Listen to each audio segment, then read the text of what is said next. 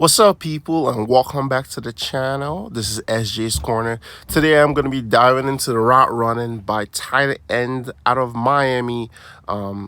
He goes by the name Elijah Arroyo. I hope I'm saying that right. But he's about 6'5", 250. And I didn't really know about this guy till I saw his kind of like routes at the Senior Bowl, and kind of really impresses me the way he moves. It's rare. It's rare that you see a tight end of his size at 6'5", 250 moving like this with such fluid hips. Last season, obviously, he came out playing with Cam Ward. Only had stats was about 35 catches, 590 yards, 7 touchdowns, 16.9 yards per catch. So not crazy stats, but in terms of like just looking at our prospect and seeing what he could project us in the NFL is a very intriguing prospect. And we could learn from how he kind of sets up guys at the Senior Bowl and, gets open. Without further ado, if you're new to the channel, do me a favor. Hit that like, hit the subscribe button as well. Help me get to 500 subscribers and hit that notification bell so you are notified anytime I post a new video. So let's get right into it. We got 3 reps to go through. And the first one, he's looking like he has a type of corner route. And you're going to see him. First thing, he's going to close the cushion, hit the cornerback here with an inside stick, and he's going to stack. Okay, so here we go. Corner. First thing we notice here, corner has him outside leverage, right? So this is Elijah, as you can see him, number 80. And the cornerback is guard on the outside, so you can see he's like about a half yard towards the outside, so he's forcing the inside right off the jump. What I always say is that as a receiver or tight end running routes is take what they give you, right? Especially if, as you can see, right, he comes off the line and you can see the cornerback still shading, protecting this way, like he's leaning towards the inside, protecting the outside, right? So he sticks him early. And I think Loki, he could get a little closer to him before he makes his stick here, but that's no problem. He's a big guy. You can see him duck his shoulder towards the inside. That's good. So now he got him in this kind of trailed position. And this is what we're saying, right? If you've watched some of my previous videos before, if you have a DB that's trailing you on your outside, you have to make a decision, especially when you have a corner. Are they kind of even with you, right? Or are they over top? Okay, so even or trailing, we're going to make this move going over the top, right?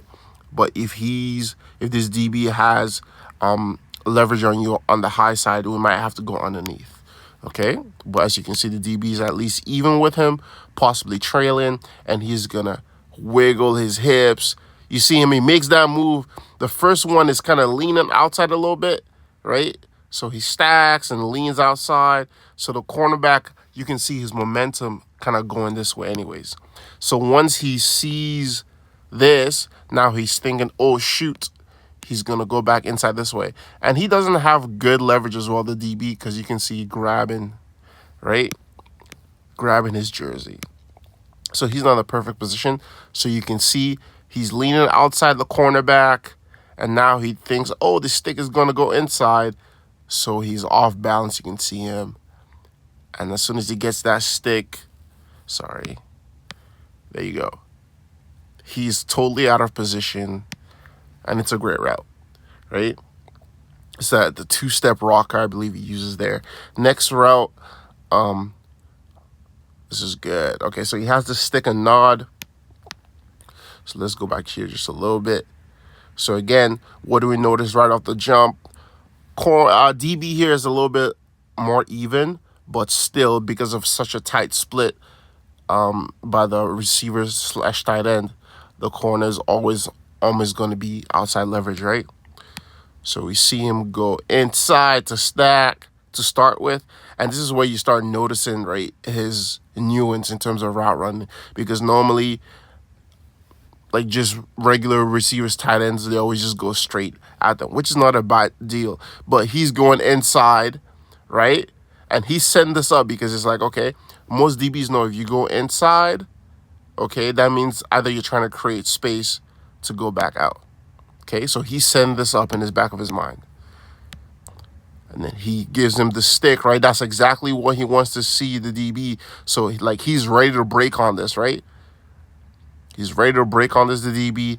And now he stops, right? Because he's like, oh, he's coming because he released inside to start with, right? As soon as he goes outside, he's jumping at it, right? Look at his body position, all the way leaning this way outside, in no position to be able to react going inside, right? And it's a great route.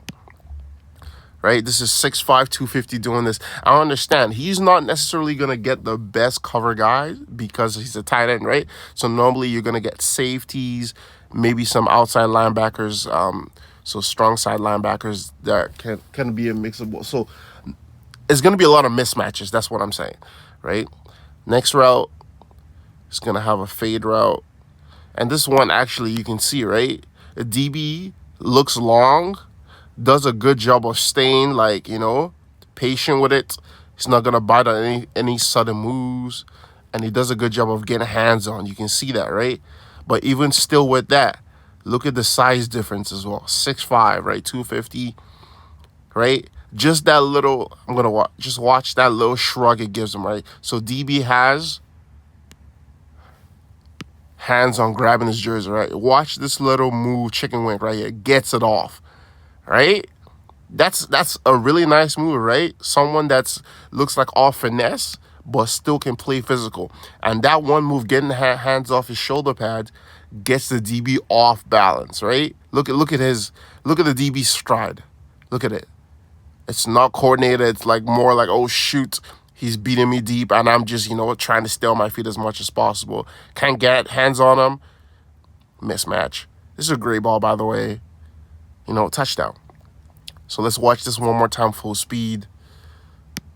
Notice, right? Get hands on, no problem. Grab my jersey, get off me. Tracks the ball over the shoulder. Look at his eyes, right? This is perfect, right? He comes out of this, and he makes sure he keeps that straight line and let the quarterback put the ball over here to the outside. It's a great job, right? And tracks the ball effortlessly on the outside shoulder. No chance for the DB to try to make a play on this inside because he lets the ball drop here. Sometimes people that are unnatural with their hands, they will come out and they'll see this ball thrown to the outside and they start fading towards the ball instead of letting the ball drop. So fantastic reps here by this hell of a tight end. Very talented, and someone can definitely use this type of skill set in the NFL. Not a lot of people have fluid hips like this, especially at the tight end position. You have Travis Kelce, obviously, in his prime, Darren Waller as well. But he moves like a receiver, man. You can see, like, he knows what he's doing. So, yeah, if you enjoy that, let me know what you think about him. Do you think your team could use him? If you're an NFL fan, how high should he be going? I know they have the other tight ends from Penn State, and I think one more. I'm not sure exactly where that tight end is from. He's top 3 right now rated in terms of the NFL draft this year. So, yeah, let me know what you think of this guy. Could he be an impact type of guy, like go in day one, and he's a matchup nightmare? And who do you think he reminds you of specifically in the NFL, or who has played in the NFL position before as a tight end? And, yeah, I'll see you guys on the next one. Peace.